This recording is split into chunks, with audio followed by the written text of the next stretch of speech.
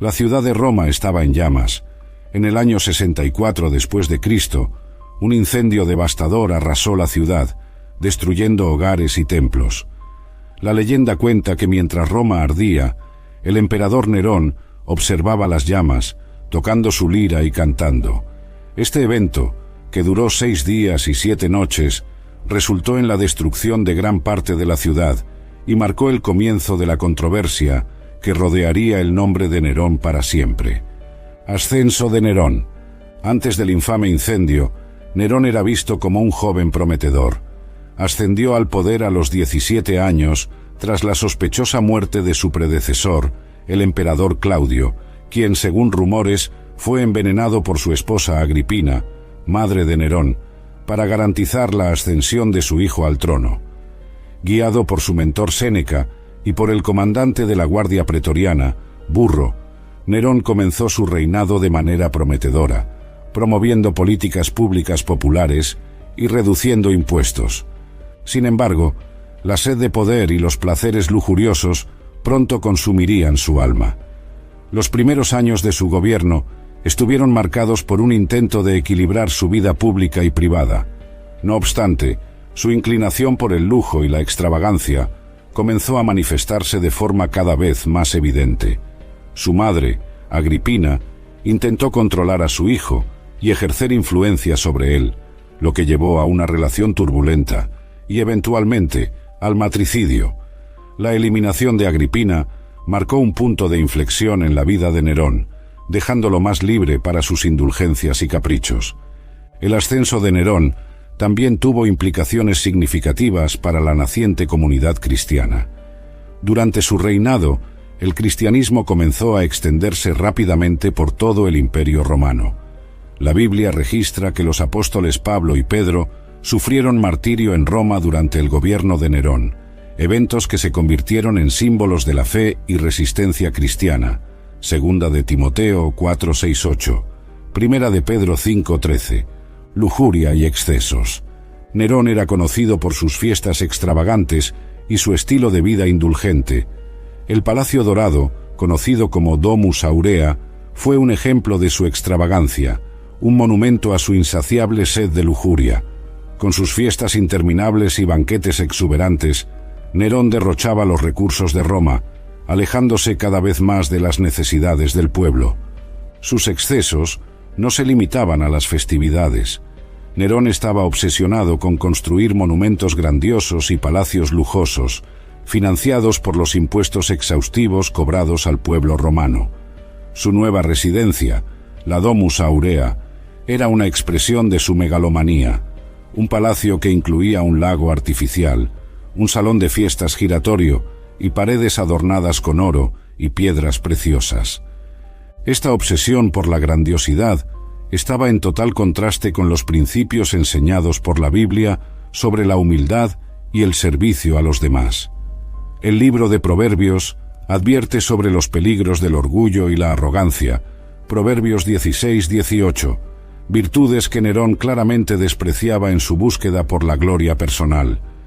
El estilo de vida decadente de Nerón no solo drenó los recursos del imperio, sino que también lo alejó del apoyo popular.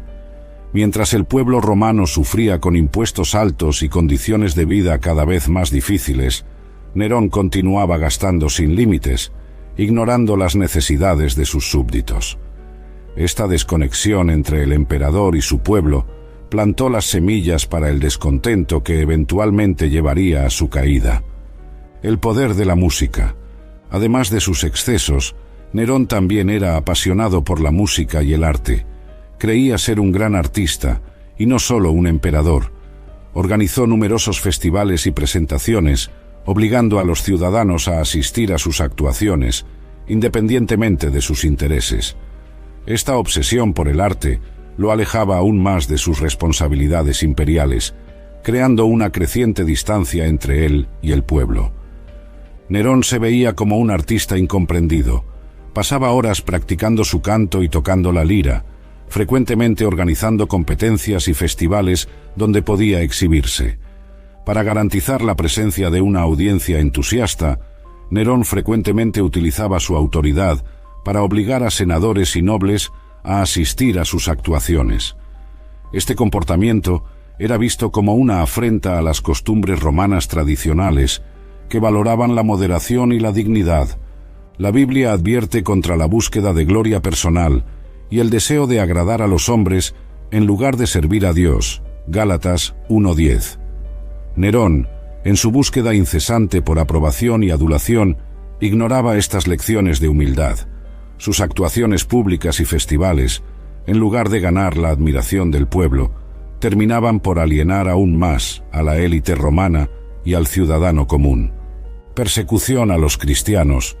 Con Roma devastada por el incendio, Nerón necesitaba un chivo expiatorio. Se volvió contra los cristianos, una minoría creciente que ya era objeto de desconfianza. La persecución brutal que siguió fue un intento desesperado de desviar la culpa y reprimir cualquier disidencia. Pero esta crueldad solo alimentó el odio y la resistencia contra su régimen. La Biblia menciona la persecución de los primeros cristianos como un período de gran sufrimiento, pero también de crecimiento y fortalecimiento de la fe. Primera de Pedro 4:12-14. Nerón utilizó a la comunidad cristiana como chivo expiatorio para el incendio de Roma, acusándolos de haber iniciado el fuego. Las torturas y ejecuciones que siguieron fueron horribles. Los cristianos fueron quemados vivos, crucificados y arrojados a los leones en el Coliseo. Esta persecución es una de las primeras y más feroces en la historia del cristianismo. Los relatos bíblicos e históricos muestran cómo la fe de los cristianos permaneció firme ante la adversidad, con muchos mártires prefiriendo morir a renunciar a su fe. La persecución bajo Nerón, paradójicamente, ayudó a solidificar la comunidad cristiana, difundiendo su mensaje aún más a medida que los sobrevivientes huían a otras partes del imperio. Los estudiosos argumentan que la persecución de Nerón a los cristianos fue uno de los factores que moldeó la visión histórica del emperador como un tirano cruel. La crueldad con la que trató a los cristianos dejó una marca indeleble en la memoria colectiva, perpetuada por los escritos de historiadores antiguos y por los textos bíblicos que documentaron el sufrimiento y la resistencia de la comunidad cristiana. Antes de continuarmos, no te pierdas la oportunidad de profundizar en la Biblia. Haz clic en el enlace que está en el primer comentario fijado y descubre nuestro curso Más allá de los testamentos. Empieza tu viaje espiritual ahora. Volviendo al asunto del video, conspiraciones y traiciones. Sin embargo, no solo los cristianos sufrían bajo su gobierno. El palacio de Nerón estaba lleno de intrigas y conspiraciones. Nobles y senadores, insatisfechos con su gobierno despótico, tramaban contra él. Nerón, paranoico y cada vez más aislado, respondía con ejecuciones sumarias y torturas, creando un clima de terror en Roma. La paranoia de Nerón crecía a medida que se sentía rodeado de enemigos. Sus métodos brutales para tratar con sospechosos de traición incluían tortura y ejecuciones públicas, prácticas que alimentaban aún más el miedo y el odio contra él. La desconfianza de Nerón era tan intensa que no dudaba en eliminar incluso a aquellos que estaban cerca de él, como su esposa Popea Sabina, quien fue asesinada en un ataque de furia. La Biblia menciona que el orgullo precede a la destrucción, Proverbios 16:18, y la historia de Nerón es un ejemplo claro de esta máxima. Su incapacidad para confiar en sus consejeros y su tendencia a ver traición en todas partes llevaron a un gobierno cada vez más aislado y violento. La atmósfera de miedo y desconfianza en el palacio no solo minó la eficacia de su gobierno, sino que también preparó el terreno para su eventual caída. Los historiadores relatan varias conspiraciones notables contra Nerón, incluida la conspiración de Pisón, que buscaba asesinarlo y colocar un nuevo emperador en el trono. A pesar de frustrada, esta conspiración mostró la fragilidad del poder de Nerón y el creciente descontento entre la élite romana. La respuesta brutal de Nerón a la conspiración, ejecutando a decenas de sospechosos, incluidos senadores y miembros de la Guardia Pretoriana, solo intensificó la atmósfera de terror.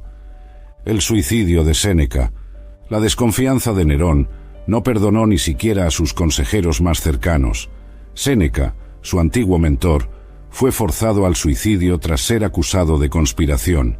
La muerte de Séneca marcó un punto de inflexión en la vida de Nerón, privándolo de una figura moral que podría haberlo guiado en tiempos de crisis. Séneca, uno de los filósofos estoicos más renombrados de su tiempo, había intentado moderar las tendencias más destructivas de Nerón. Sin embargo, sus intentos de orientación a menudo caían en oídos sordos. Eventualmente, involucrado en una conspiración contra el emperador, Séneca fue obligado a quitarse la vida. Su suicidio se realizó con dignidad estoica, pero también representó la pérdida de una de las pocas voces de razón y moderación en el círculo íntimo de Nerón. La Biblia habla sobre el valor de la sabiduría y de los consejos justos, Proverbios 11:14, y la pérdida de Séneca simboliza la deterioración del gobierno de Nerón. Sin la influencia moderadora de su mentor, Nerón se volvió aún más despótico e impulsivo, tomando decisiones cada vez más erráticas y autodestructivas. La muerte de Séneca no solo marcó la caída de un gran filósofo, sino que también simbolizó el punto de no retorno para Nerón, quien ahora estaba completamente inmerso en su paranoia y tiranía. Los relatos históricos indican que la muerte de Séneca tuvo un impacto profundo en la percepción pública de Nerón. El filósofo era ampliamente respetado, y su muerte forzada manchó aún más la reputación del emperador. La ejecución de Séneca fue uno de los muchos actos que alienaron a los ciudadanos romanos y aumentaron el apoyo para aquellos que buscaban derrocar a Nerón. La paranoia creciente. Con la muerte de Séneca, Nerón se sumergió aún más en la paranoia. Veía enemigos en todas partes, incluso entre aquellos que un día le fueron leales. Cada vez más aislado y desconfiado, su capacidad para gobernar se vio seriamente comprometida, llevando a Roma a un estado de inestabilidad y miedo. La paranoia de Nerón se manifestaba en acciones cada vez más drásticas y violentas. Se rodeó de espías e informantes, siempre atento a cualquier señal de conspiración. La atmósfera en la corte se volvió opresiva, con nobles y senadores temiendo por sus vidas. Esta constante vigilancia y desconfianza corroían las estructuras de poder y administración en Roma, a medida que Nerón se volvía cada vez más aislado e inestable. La Biblia advierte sobre los peligros de vivir en un estado de miedo constante, Primera de Juan 4:18, y la historia de Nerón es un ejemplo trágico de cómo el miedo y la desconfianza pueden destruir tanto al gobernante como al reino. Sus acciones cada vez más irracionales no solo alienaron a sus aliados, sino que también dejaron al imperio vulnerable a revueltas e invasiones. La paranoia creciente de Nerón culminó en una serie de decisiones desastrosas que sellaron su destino. Ordenó la ejecución de generales leales y miembros de la Guardia Pretoriana, minando la confianza y la lealtad dentro de sus propias fuerzas armadas. Este clima de miedo y sospecha fue uno de los principales factores que llevaron a la revuelta generalizada contra su gobierno, marcando el inicio del fin para el tirano de Roma. La revuelta de Vindex, la chispa que encendió la revolución contra Nerón, vino de las provincias occidentales del Imperio Romano. Julio Vindex, un gobernador de la Galia, se levantó contra el emperador en 68 después de Cristo, proclamando su rebelión. Vindex, descendiente de reyes galos y poseedor de una ascendencia noble, estaba cada vez más insatisfecho con el gobierno despótico y los excesos de Nerón. El gobernador no solo rechazaba las políticas opresivas de Nerón, sino que también veía la oportunidad de liberar a Roma de un tirano cuya crueldad y extravagancia amenazaban la estabilidad del imperio. La revuelta de Vindex comenzó en la ciudad de Lugdunum, actual Lyon. Rápidamente reunió un ejército de legionarios y aliados locales dispuestos a luchar contra el régimen de Nerón. La noticia de la rebelión se extendió rápidamente por todo el imperio, encontrando resonancia entre aquellos que estaban hartos de la tiranía del emperador. Entre los que respondieron al llamado de Vindex estaba Galba, el gobernador de la Hispania tarraconense, quien tenía sus propias aspiraciones al trono imperial.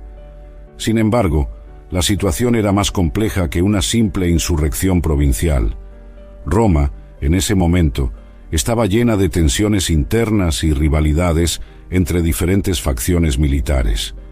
Mientras algunos comandantes apoyaban la rebelión de Vindex, otros permanecían leales a Nerón, esperando ganar su favor o creyendo en la estabilidad continua bajo su gobierno. Entre estos últimos estaba Lucio Verginio Rufo, comandante de las legiones en la Germania Superior, que marchó contra Vindex para sofocar la revuelta. Vindex, en su intento de asegurar apoyo, envió mensajes a varias partes del imperio, apelando tanto a los ciudadanos romanos como a los provinciales para que se unieran contra Nerón. Argumentaba que el emperador se había convertido en un monstruo, más preocupado por sus placeres personales que por el bienestar de Roma. Vindex prometió restaurar la dignidad del imperio y respetar las tradiciones republicanas que Nerón había ignorado tan flagrantemente. A pesar de sus esfuerzos y las promesas de un futuro mejor, la revuelta de Vindex enfrentó serios desafíos. Verginio Rufo, leal a Nerón y un comandante experimentado, no estaba dispuesto a dejar que la rebelión amenazara la autoridad imperial. En una batalla decisiva cerca de Besontio, actual Besanzón, las fuerzas de Vindex fueron derrotadas. Sintiendo la derrota inminente y el colapso de su sueño de liberar a Roma, Vindex se quitó la vida. La muerte de Vindex, sin embargo, no significó el fin de la revuelta contra Nerón. Por el contrario, influyó aún más en los ánimos de aquellos que se oponían al emperador. Galba, en particular, vio en la muerte de Vindex una oportunidad. Se declaró emperador y marchó con sus tropas hacia Roma, prometiendo liberar la ciudad de la tiranía de Nerón. La proclamación de Galba fue recibida con entusiasmo por muchos senadores y ciudadanos romanos que estaban cansados de los excesos y la crueldad de Nerón. La revuelta, por lo tanto, se convirtió en una cuestión no solo de disputa militar, sino también en una batalla política y moral por el futuro del imperio. La Biblia menciona las dificultades y tribulaciones que los primeros cristianos enfrentaron bajo Nerón, un período de gran sufrimiento, pero también de esperanza. Romanos 5, 3, 4. La rebelión de Vindex puede ser vista como parte de ese contexto más amplio de lucha contra la injusticia y la tiranía. Así como los cristianos perseveraron en su fe a pesar de la persecución, los rebeldes como Vindex y Galba buscaron restaurar la justicia y la dignidad en Roma. Los estudiosos modernos ven la revuelta de Vindex como uno de los catalizadores clave que precipitaron la caída de Nerón. Aunque la revuelta en sí fue aplastada, expuso la debilidad del régimen de Nerón y la profunda insatisfacción que permeaba el imperio. Más importante, mostró que la oposición al emperador no solo era posible, sino que también podía reunir apoyo significativo. La muerte de Vindex fue un momento trágico, pero también un punto de inflexión. Galba y otros líderes aprovecharon la oportunidad para galvanizar sus propias fuerzas y continuar la lucha contra Nerón. El levantamiento de Vindex, por lo tanto, no fue en vano. Plantó las semillas de la revolución que eventualmente llevarían a la caída del monstruo de Roma. La revuelta de Vindex demostró que, incluso bajo un régimen opresivo, el coraje y la determinación de individuos decididos a luchar por la justicia podían marcar la diferencia. Su legado es un testimonio de la resistencia contra la tiranía y la búsqueda de la libertad, valores que resuenan profundamente tanto en la historia secular como en las escrituras bíblicas. El apoyo del Senado. Tras la revuelta de Vindex, la atmósfera en Roma estaba cargada de tensión e incertidumbre. El Senado, inicialmente vacilante, comenzó a percibir la fragilidad de la posición de Nerón y la creciente insatisfacción popular y militar contra su gobierno. Este cuerpo de aristócratas y líderes romanos, que había sido sumiso a la voluntad del emperador durante la mayor parte de su reinado, ahora comenzaba a distanciarse de él. La decisión de retirar el apoyo a Nerón no fue solo una cuestión de política, sino también un intento desesperado de salvar el propio imperio de un gobernante que se había convertido en un monstruo a los ojos de muchos. La relación entre Nerón y el Senado siempre había sido tensa, aunque al principio de su reinado intentó mantener una fachada de colaboración con los senadores. Sus acciones despóticas y extravagantes rápidamente minaron esa relación. La persecución a los cristianos, la ejecución de Séneca y la extravagancia del palacio Domus Aurea fueron solo algunos de los factores que contribuyeron a la creciente animosidad entre el Senado y el emperador. La rebelión de Vindex fue el catalizador que los senadores necesitaban para reconsiderar su posición y finalmente actuar contra Nerón. La Biblia frecuentemente habla sobre la importancia de la justicia y del buen gobierno. En Proverbios 29:2 leemos: «Cuando los justos gobiernan, el pueblo se alegra, pero cuando el impío domina, el pueblo gime». Este pasaje resonaba fuertemente en la Roma de Nerón, donde la población sufría bajo el yugo de un líder que se preocupaba más por sus placeres personales que por el bienestar de sus súbditos. El Senado, percibiendo la necesidad de restaurar la justicia y el orden, decidió que era hora de actuar. El giro decisivo contra Nerón en el Senado comenzó cuando Galba, el gobernador de la Hispania tarraconense, se declaró emperador y marchó con sus tropas hacia Roma. Galba era un veterano respetado y visto como una figura de autoridad y estabilidad, en contraste con la tiranía de Nerón. Su ascenso al poder fue rápidamente apoyado por muchos senadores, que vieron en él una oportunidad de restaurar la dignidad y la justicia en el imperio. En un movimiento audaz y sin precedentes, el Senado romano declaró a Nerón enemigo público, hostis publicus. Este acto simbolizó el rechazo total del Senado al régimen de Nerón y su disposición a apoyarlo. La declaración fue un acto de desesperación, pero también de esperanza, indicando que el Senado estaba dispuesto a restaurar el orden y la gobernabilidad en Roma. Esta decisión también fue motivada por el creciente apoyo a Galba entre las legiones romanas, que comenzaron a desertar en masa del lado de Nerón para unirse al nuevo líder. La decisión del Senado tuvo un impacto profundo e inmediato. Nerón, que ya estaba paranoico y aislado, vio su apoyo desmoronarse. Sus aliados más cercanos comenzaron a desertar, temiendo ser asociados a un régimen condenado.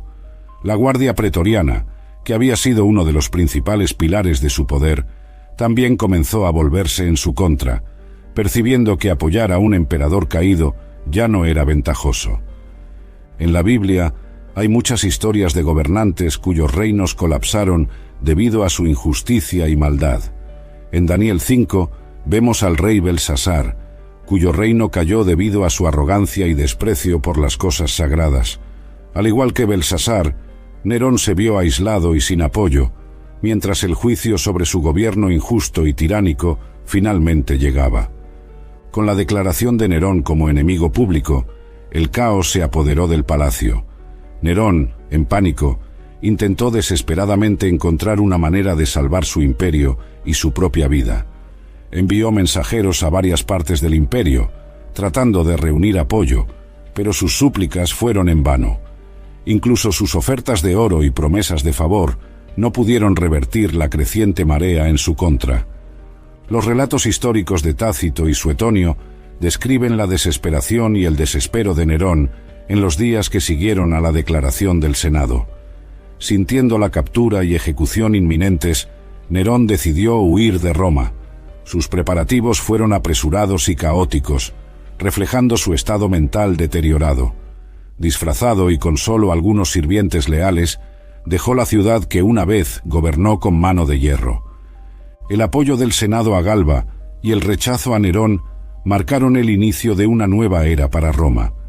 Aunque Galba enfrentó sus propios desafíos y eventual muerte violenta, la caída de Nerón fue un momento crucial en la historia del imperio. Representó el fin de una era de tiranía y el comienzo de una lucha por la restauración del orden y la justicia. La historia de Nerón y el apoyo del Senado a Galba son un recordatorio poderoso de las consecuencias del gobierno injusto y del poder absoluto corrompido. es también una ilustración de cómo, incluso en medio de la opresión y la tiranía, siempre hay quienes se levantan para restaurar la justicia y la dignidad. En última instancia, la caída de Nerón sirve como una advertencia sobre los peligros del despotismo y la importancia de líderes justos y compasivos, como se enseña en las Escrituras. La huida de Roma. Cuando el Senado declaró a Nerón enemigo público, el emperador entró en pánico. La noticia fue un golpe devastador y sabía que su vida estaba en peligro. La guardia pretoriana, antes leal, ya había comenzado a desertar. Sintiéndose abandonado y traicionado, Nerón decidió huir de Roma en un intento desesperado de salvar su vida. La huida fue apresurada y caótica, reflejando su estado mental deteriorado. Acompañado solo por algunos sirvientes leales, Nerón dejó la ciudad disfrazado, en una jornada que marcó los últimos momentos de su reinado. La Biblia nos enseña que el camino de los impíos es como la oscuridad, no saben en qué tropiezan. Proverbios 4:19. Este pasaje se aplica bien a Nerón, cuyo gobierno opresor y estilo de vida lujurioso lo llevaron a un estado de completo desespero y ceguera espiritual. Tropezaba en su propia arrogancia, incapaz de ver la inevitable consecuencia de sus actos.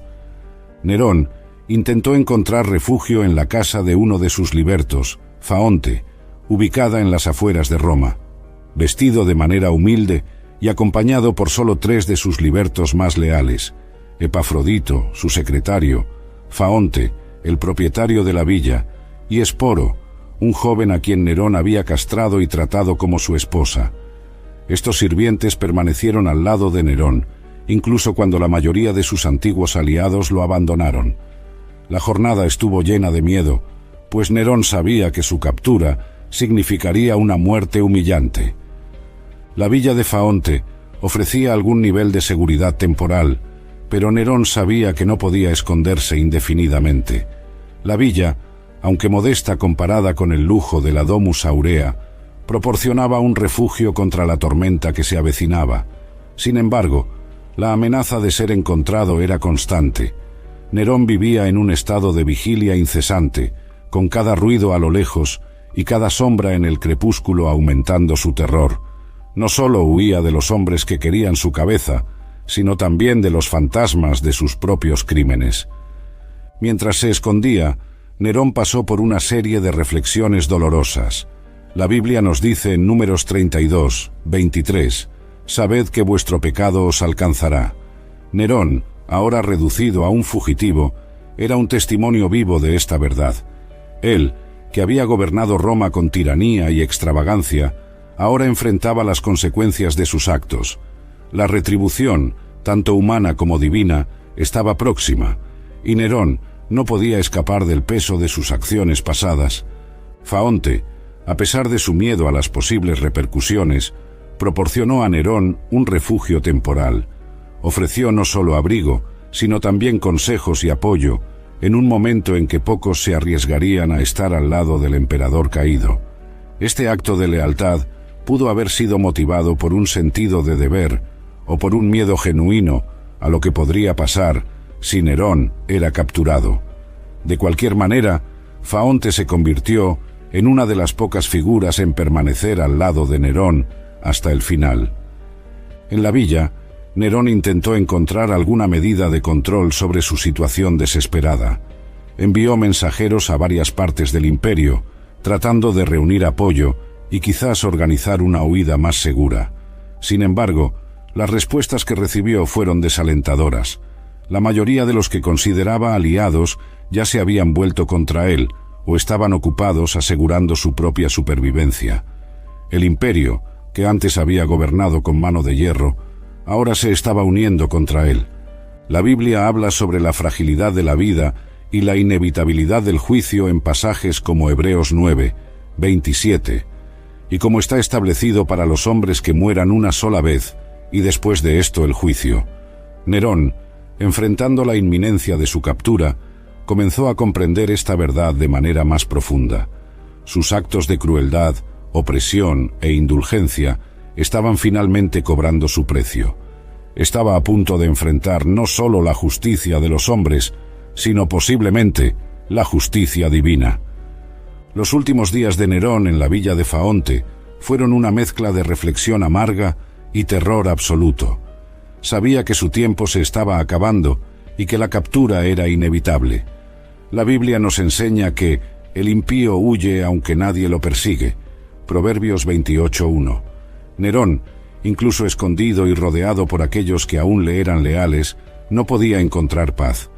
La conciencia de sus crímenes y el miedo a su destino lo atormentaban incesantemente. Las fuerzas de Galba estaban determinadas a capturarlo y asegurar que no tuviera la oportunidad de retomar el poder o escapar para iniciar una contrarrevolución. Las noticias de su paradero se difundieron y la villa de Faonte pronto se convirtió en un objetivo. Los libertos de Nerón, conscientes del peligro inminente, comenzaron a preparar al emperador para lo peor. Sabían que la captura significaría tortura y muerte, y trataron de convencer a Nerón de tomar una decisión final para evitar una muerte humillante a manos de sus enemigos. En la mañana del 9 de junio de 68 después de Cristo, los mensajeros trajeron noticias de que los soldados de Galba se acercaban. Nerón entró en pánico total. La villa, que antes ofrecía un mínimo de seguridad, ahora parecía una prisión. Los consejos de sus libertos se volvieron más urgentes y lo alentaron a elegir una muerte digna antes de que llegaran los soldados. Sin embargo, Nerón dudaba. La idea del suicidio, aunque una salida honrada para muchos romanos, lo aterrorizaba. Finalmente, al darse cuenta de que no había otra opción y temiendo la captura, Nerón decidió acabar con su vida. Con la ayuda de Epafrodito, su secretario, se apuñaló en la garganta, pero no sin vacilación y miedo. Sus últimas palabras, «¿Qué artista muere conmigo?», reflejaban su vanidad hasta el final. Quería ser recordado por su arte, pero sería recordado por su crueldad y tiranía. La muerte de Nerón marcó el fin de una era de tiranía en Roma. La noticia de su muerte fue recibida con una mezcla de alivio y celebración en la ciudad. Para muchos, la caída de Nerón era la prueba de que la justicia, aunque tardía, prevalecía. La Biblia enseña que el impío es arrojado en su maldad, Proverbios 14:32, y la caída de Nerón ejemplifica esta verdad. Nerón murió solo y en deshonra, un final adecuado para un gobernante que había esparcido tanto terror